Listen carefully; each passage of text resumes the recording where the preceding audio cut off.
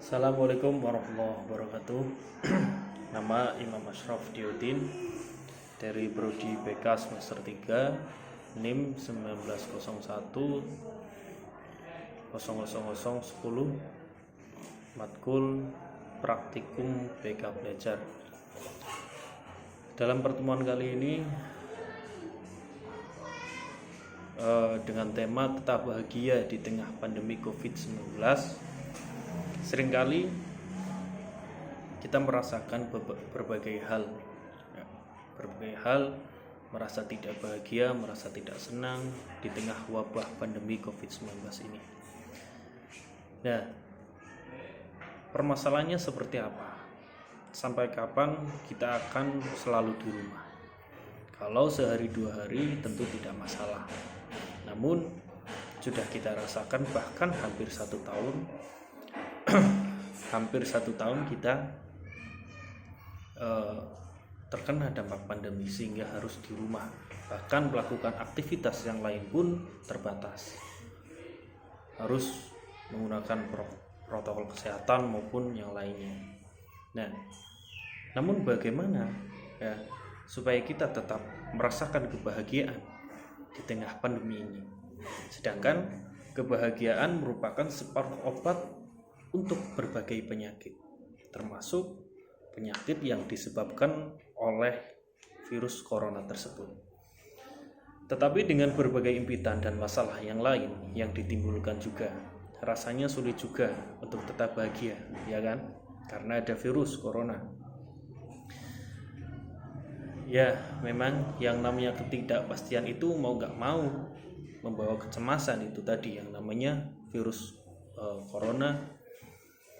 Kecemasan yang timbul, apalagi jika berlebihan, kalau dibiarkan saja akhirnya bisa memengaruhi mental kita. Ketika mental down atau mental kita turun, akibatnya daya tahan tubuh kita juga ikut turun. Sehingga apa? Sehingga virus corona tersebut mudah sekali untuk masuk atau menyerang ke dalam tubuh kita. Mesti mungkin terasa sulit, tetapi kita harus tetap berupaya supaya tetap bahagia walaupun di tengah pandemi ini. Setidaknya kita bisa mencegah dulu penyakit itu datang, karena mencegah lebih baik daripada mengobati. Nah, lalu bagaimana caranya supaya kita tetap bahagia di tengah pandemi ini? Langkah yang pertama yaitu kita bisa melakukan dengan cara memastikan makanan maupun minuman yang kita makan, kita minum itu halal. Karena apa? Kalau sesuatu yang halal, insya Allah itu pasti sehat, pasti bergizi. Ya, itu perkara yang halal. Kalau kita cuma memakan makanan yang sehat, yang bergizi, itu patokannya, itu belum tentu kualitas makanan tersebut maupun minuman tersebut itu halal. Jadi kalau apa yang masuk ke dalam tubuh kita, apa yang masuk ke dalam jiwa kita itu sehat, bergizi, halal, insya Allah yang namanya penyakit, yang namanya virus itu pun sulit untuk memerangi atau masuk ke dalam diri kita. Nah, itu poin yang pertama, dengan cara memakan maupun meminum perkara yang sehat maupun yang halal. Lalu yang kedua, dengan cara berolahraga. Berolahraga supaya apa? Supaya memperbaiki mood. Ya, kalau mood atau suasana hati, para ahli kesehatan dari Universitas Connecticut mengatakan bahwa terlalu lama duduk seharian akan membuat suasana hati menjadi lebih gampang buruk. Itu kalau sering duduk tok. Makanya dengan cara kita berolahraga itu penelitian membuktikan bahwa berolahraga itu bisa menjadikan mood atau suasana hati itu menjadi baik. Ya. Ada juga yang membuktikan bahwa berjalan kaki selama 15 menit sampai 20 menit saja itu sudah terbukti bisa membuat orang tetap bahagia.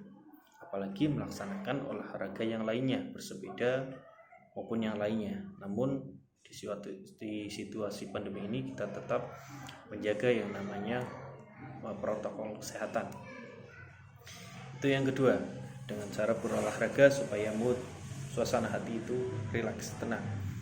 Lalu yang ketiga, dengan cara melakukan hobi dengan sepenuh hati, melaksanakan hobi. Biasanya kita mempunyai hobi apa? Memancing, bersepeda, maupun yang lainnya, itu dilakukan dengan sepenuh hati. Kalau dengan sepenuh hati, itu semuanya akan terasa bahagia.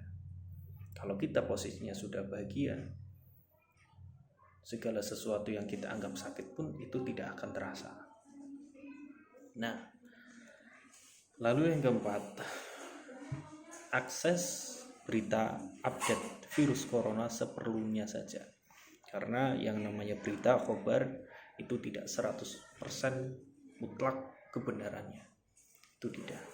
Makanya seperlunya saja. Itu hanya sebagai tameng untuk diri kita, supaya kita tahu, oh ya, penyebaran sudah sampai mana, sudah mencapai jumlah berapa, itu seperti itu. Nggak usah berlebih-lebihan ya.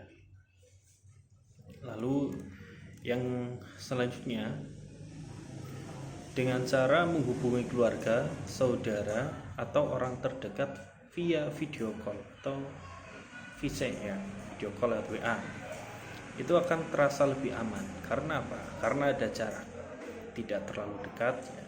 Karena statusnya kita telepon tatap muka lewat HP ya, tetap bisa mengobrol, bisa melihat wajahnya, itu sudah cukup, tidak harus bertemu langsung.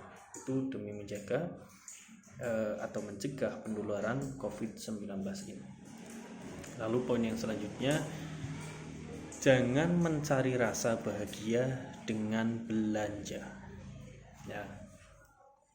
Karena menurut salah satu profesor dari pengajar di universitas pernah mengumumkan bahwa kita sering berpikir bahwa kebahagiaan itu bisa dibeli dengan benda. Misalnya saja, ketika kita sedang dalam kondisi tidak baik, kita lantas merasa bahwa dengan membeli sesuatu, maka kita akan merasa bahagia.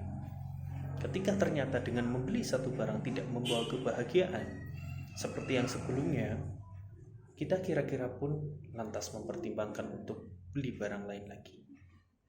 Nah, itulah akar dari perilaku impulsive buying, hingga jadinya belanja yang enggak ada ujung pangkalnya, itu justru akan mengantarkan kepada keborosan.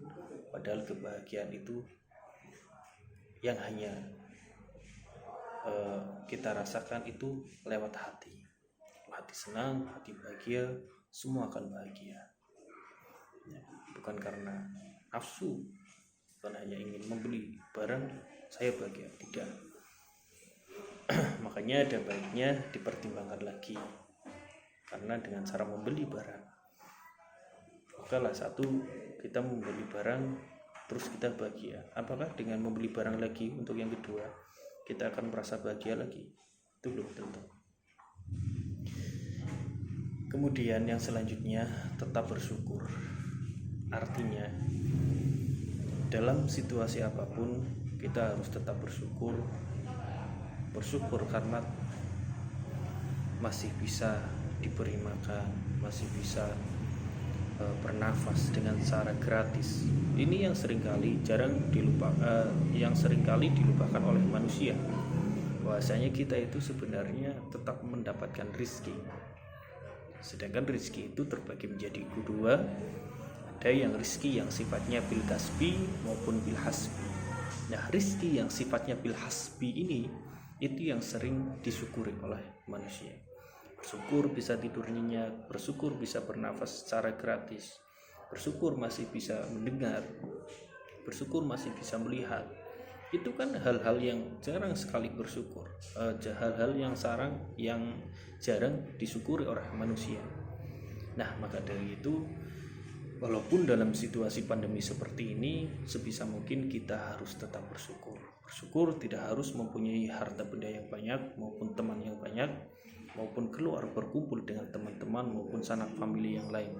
Tetapi bersyukur berawal dari diri kita sendiri. Kalau kita sendiri atau diri kita sendiri bisa mensyukuri apa yang kita dapatkan, kita yang rasakan, kita menjalankan ibadah pun akan merasa tenang. Kita menjalankan aktivitas pun merasa tenang, merasa cukup. Karena hakikatnya orang yang bersyukur adalah hakikatnya orang yang kaya, yaitu orang yang selalu bersyukur. Karena orang yang bersyukur tidak akan merasa kurang. Kebalikannya, kalau orang yang miskin adalah orang yang jarang bersyukur. Mungkin itu permasalahan yang sering kita hadapi di tengah-tengah pandemi ini, merasa bosan di rumah saja. Itulah hal-hal yang bisa saya sampaikan, poin-poin yang bisa sampaikan. Semoga bisa bermanfaat untuk kehidupan kalian semua, kehidupan teman-teman semua di tengah wabah pandemi COVID-19 ini. Sekian dari saya. Wassalamualaikum warahmatullahi wabarakatuh.